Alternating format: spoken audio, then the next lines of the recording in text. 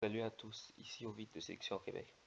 Aujourd'hui, on va analyser une vidéo de Monsieur Locario. Monsieur Locario réagit à une autre vidéo, la vidéo de The Roommates Podcast. Et ici, c'est un athlète très célèbre qui va aller dans le show et qui va dire certaines choses.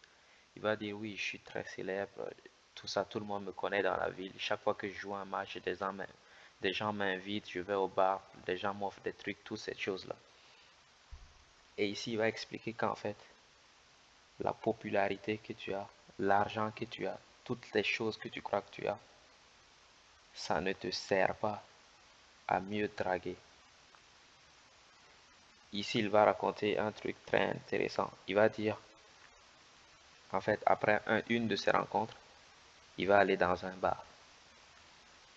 Et là-bas, il y a une fille qui va l'approcher. Comme beaucoup de gens n'aiment pas approcher les gens, il y a quelqu'un qui va l'approcher.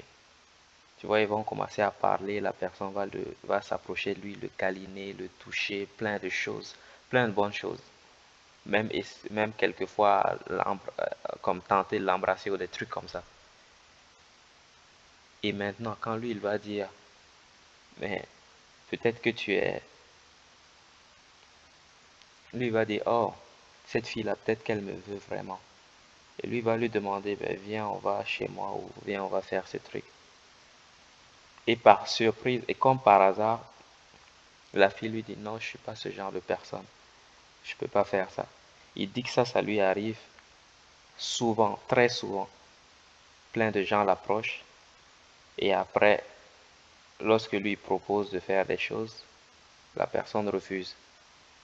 La personne dit non, je suis pas ce genre de fille ou je suis pas ce genre de personne. Pourtant, il est riche, il est célèbre, il est beau aussi. Vous voyez comment il est musclé, bien baraqué.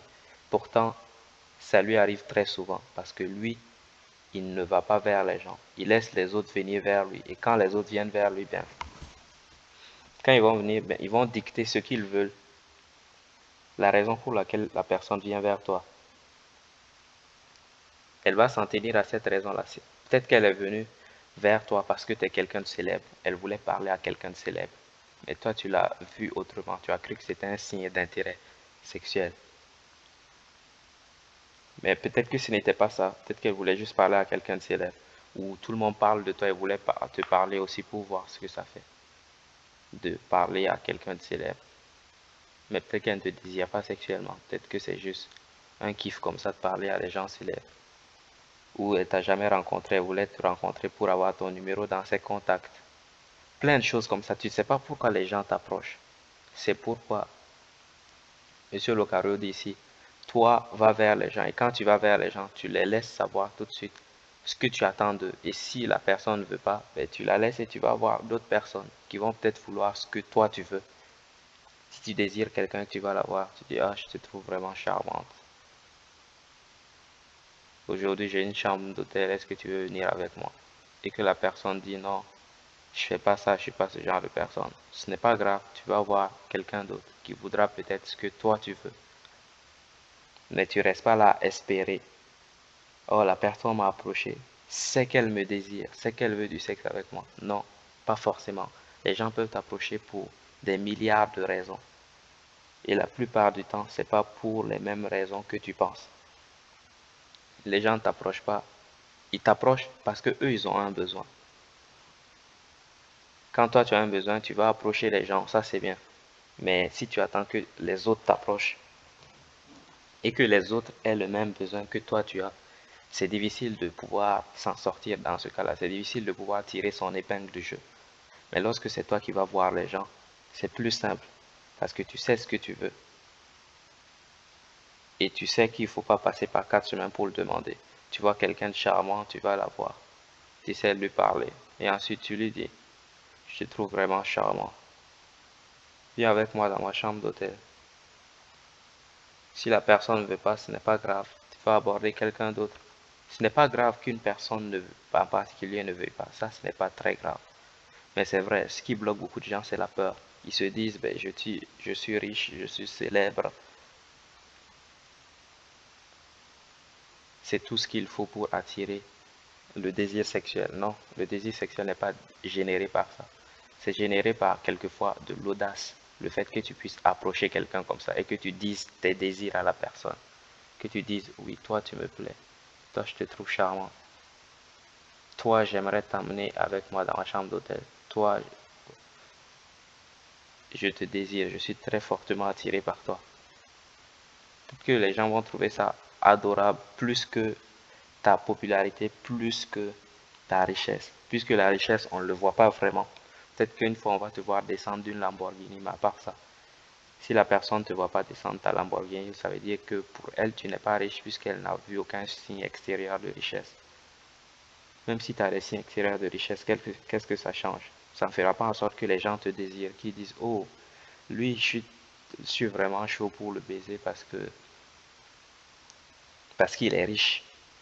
Il est riche, donc moi je vais le baiser. Non, il a, il m'attire sexuellement, donc je vais le baiser. C'est comme ça que vous devez réfléchir. Il m'attire sexuellement. Qu'est-ce qui attire sexuellement? Comme j'ai dit, il y a deux pans d'attirance sexuelle. Le premier, c'est le physique. Et le deuxième, c'est le comportement.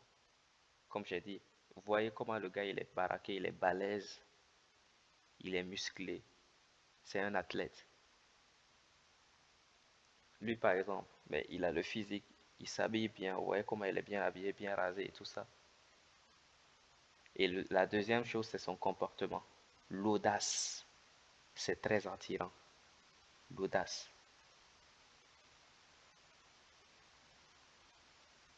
Un peu d'agressivité, comme oser dire les choses, même si ça va peut-être froisser quelqu'un.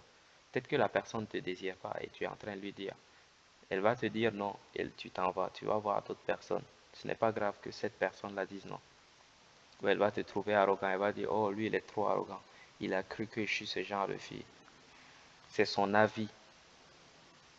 Tu vas voir d'autres personnes qui ne vont pas penser de la sorte. Ce n'est pas grave qu'une personne dise non, moi je suis pas comme ça. Ce n'est pas grave. Tu vas voir d'autres personnes. Et on va récapituler ici. L'argent, le statut social, tout ça ne fait pas en sorte que les gens te désirent sexuellement. C'est complètement autre chose. Les gens vont t'approcher pour ce que eux ils veulent. Si t'approches, ils vont t'approcher parce que eux ils ont certains besoins. Ça ne va pas forcément correspondre à toi, tes besoins. L'argent, le statut social ne change pas grand-chose. Ça ne change rien. Ce qui change des choses, c'est que tu travailles sur ton apparence physique et que tu travailles sur ton comportement. Ton comportement, ta capacité à être à l'aise avec les gens. Parce que si tu es très stressé, si tu as peur, ça va se voir. Mais comment être libéré de toutes ces choses-là, toutes les peurs, tous les stress? C'est en faisant les exercices de zone de confort. À force d'aborder les gens, à force d'être avec les gens, on finit par s'habituer à eux. Ce stress finit par disparaître.